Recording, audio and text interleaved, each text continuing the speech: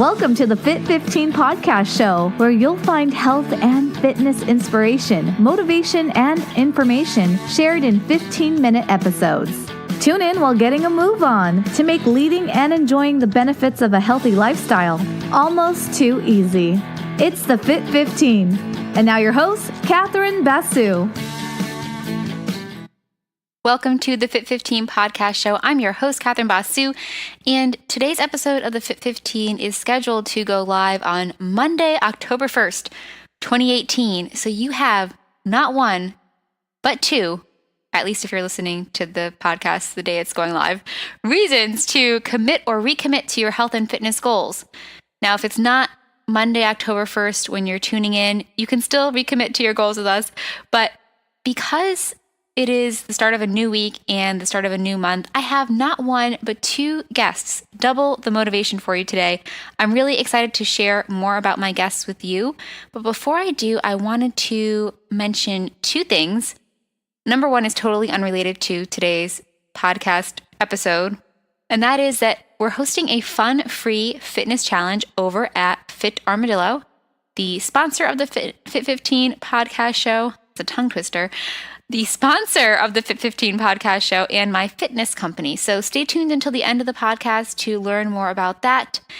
The second thing I wanted to mention is that my conversation with my two guests today went a little longer than 15 minutes because they're super awesome and super inspirational. And so I've broken that conversation up into two episodes. Today we'll talk about the difference between working on your fitness goals in your 20s and in your 40s, and also the importance of mindset.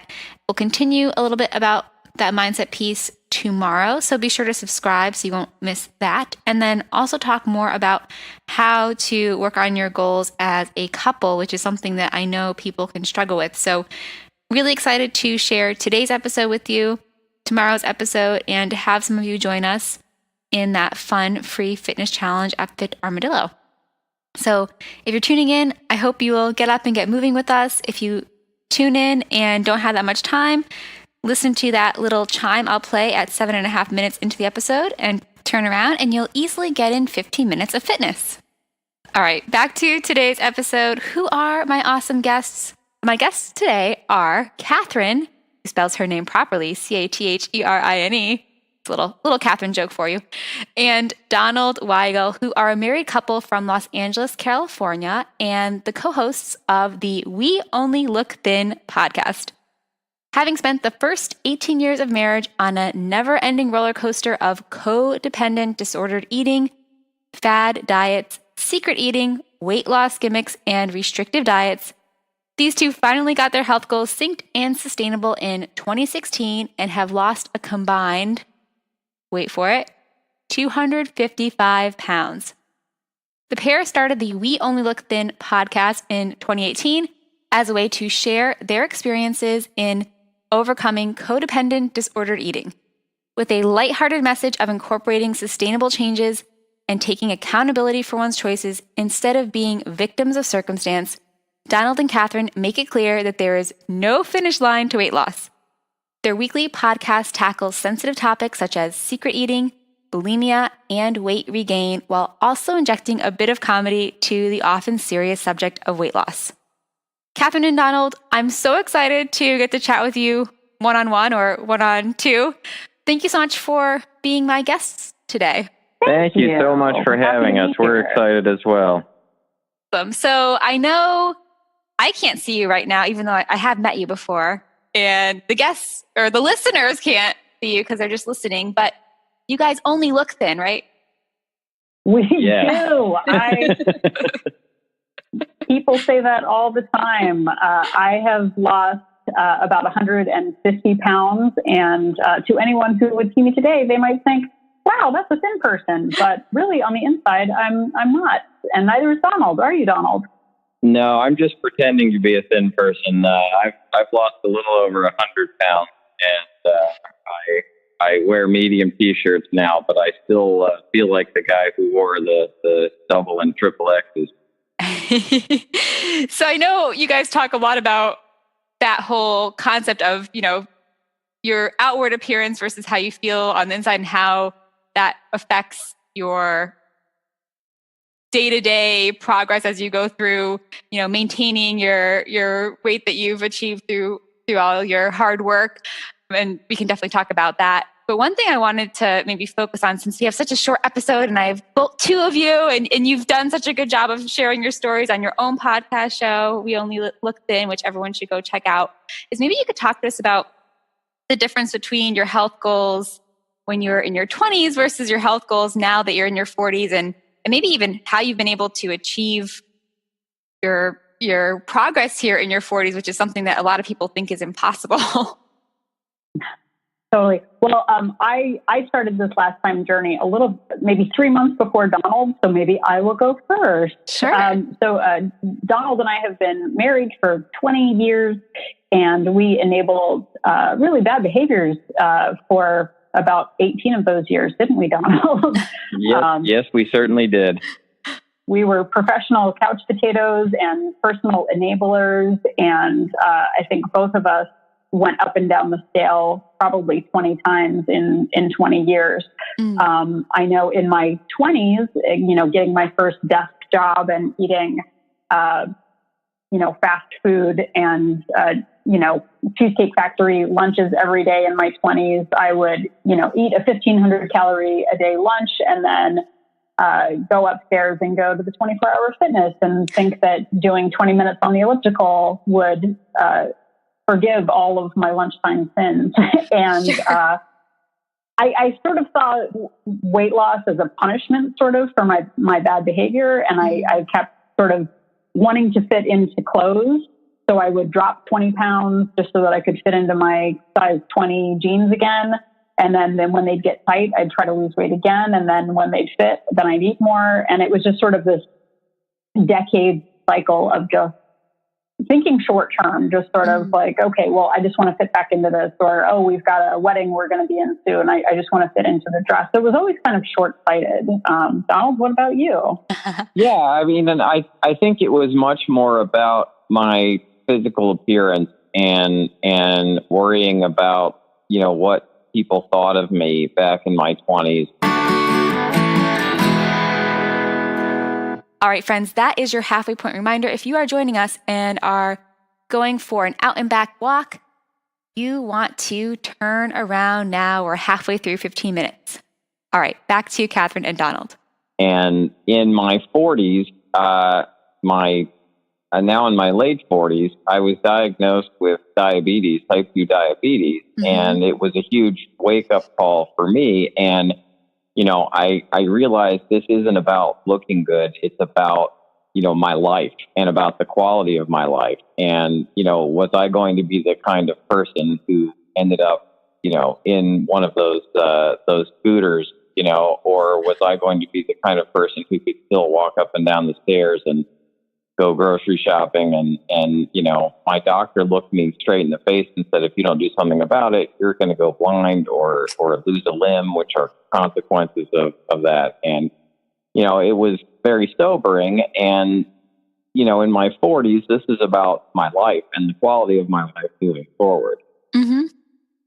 No, I love that. Well, and two, I think, we have a daughter, and when, we were in our 20s, it was about vanity, or it was about the quick fix, and realizing as a parent, I didn't start losing weight until about 3 years ago.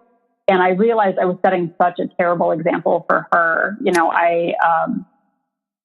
I would make healthy meals for her, and I would, on the surface look like I was trying to be this like Mary Poppins mother. And then I was doing a lot of secret eating after she went to bed, or I would take her plate and then I would eat the scraps off of her plate. And I was like, that is not dignified. That is, I don't want to be the kind of person that's eating behind the cabinet door while she's, I'm preparing her, beautiful platters of food. So Sure. I realized that for her, we were not setting a great example for her. And, and Donald being diagnosed with diabetes, like, I don't want to be caring for Donald as we're caring for our daughter. And I was not in an emotional and physical place where I was any good to anyone. And, so that reality of what are we, if this is what we're like in our mid to early 40s, what are we going to be like in our 50s and 60s? And that grim specter of, being adults with a child who relies on us, it just really changed my mindset. Like Donald said, we have parents that are in their 70s now and they're slowing down. Sure. And, if this is where we are at 250 pounds, like what's going to happen? It's not going to get easier necessarily when we're in our 50s and 60s. So I think it was a real, like, we need to change the fundamental way we look at health, and not just about, working out to work out, but like, how can we move our bodies? How can we get up the stairs? Like, I enjoy that Donald has 2 legs. I would like to continue that. I also enjoy that I have 2 legs. Well, you take that for granted in your 20s. It's like a retirement plan. You've got plenty of time to figure it out in your 20s. Like we're in our 40s now. There's the horizon is closer. So now we take it much more seriously. No, I love that. And just, the fact that, as I mentioned, something that I hear a lot from clients sometimes is that, I'm 40, maybe I can't achieve that goal now, but that you actually were able to do that. And another thing I keep hearing you both talk about is that importance of mindset, which, and something that you've been saying has reminded me of, believe it or not, the American women's record holder in the marathon, Dina Castor. I actually had the honor of interviewing her after reading her memoir, Let Your Mind Run. And one of the main concepts she talks about is the importance of defining yourself and how that can change your mindset and how that can impact any goals you have. So I don't know if you want to speak about that any more than you have, or the importance of mindset, just to kind of share that with our listeners from a different perspective from the running. Well, honestly, I think it's 80% mindset, and I think it's about 20% putting in the work and putting in the effort. But telling myself I'm not the kind of person who's going to throw away all of my progress because I had one bad day. Like, that's not who I am anymore. I am still the person inside who wants to eat all the food. Like, I still, any chance I get, I still want to eat, the entire pizza to myself and the entire box of donuts and whatever else you could name. But I have decided to define myself as somebody who, like, if I do that once, I'm not throwing it all away. I'm going to get right back the next day and get right back to my good habits that I have set for myself. And moving forward, I have a long distance plan. Speaking of marathons, yep. And this is the rest of my life. This isn't like lose 20 pounds by Labor Day and then go back to eating the way it was. This is the rest of my life, and I've got to do this forever. Sure. And that mindset has kept me going. And on the one hand, it's daunting, but on the other hand, it's also comforting to know that, if I do go on vacation and I eat some meals that are not normally within my plan, that as soon as that vacation is over, I am going to get right back on it and not, go to myself, well, I ate that much, I might as well just keep going. Right. Yeah, let's just wait until New Year. Let's start off 2019 great. No, it's like I said, we were on vacation last week. We ate a lot of pancakes. They were delicious. That's in the background, and now we're back on track. And it, to speak to what Donald said, and to go even further, I had my first binge episode when I was about 4 or 5 years old, and I defined myself as a certain kind of person, couch potato, or because of my family heritage, there were certain things that were just unchangeable, and like, well, it's genetics, or well, it's whatever. And also people tell you things throughout your childhood and throughout, growing up.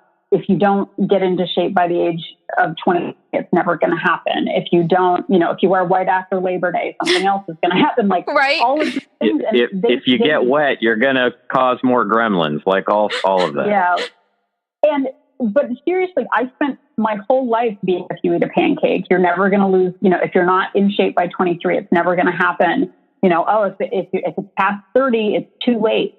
And I got up to 300 pounds at my heaviest, and I lost weight on kind of a fad diet, and then regained it and went up and down the scale for decades. And when the specter of my 40th birthday hit, I was like, it's over. Like it's all downhill from here, like to my, cold grave. It's too late for me. And it never occurred to me ever at 250 pounds at age 41 that I was in a position to get the weight that I was. Literally when I was in fourth grade was the last time I weighed what I weigh now. And it, I never thought at 41, when I was like, I felt like an empty shell of myself. It was all mindset. I felt like a victim of my life, my job, my choices, everyone else is luckier, wealthier, has a better this, that, or the other.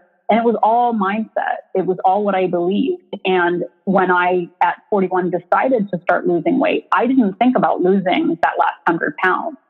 I just thought, I need to fit into my clothes. I need to stop being a victim of my life. And it didn't happen overnight, but the more I listened to motivational podcasts, inspirational podcasts, the more I realized that they were just stories I was telling myself. And you become what you believe. And I started believing that change was possible. And I started believing, and passing on to Donald too, that like we were worth more than what we were giving ourselves. And our jobs are still the same. Our stresses are still the same.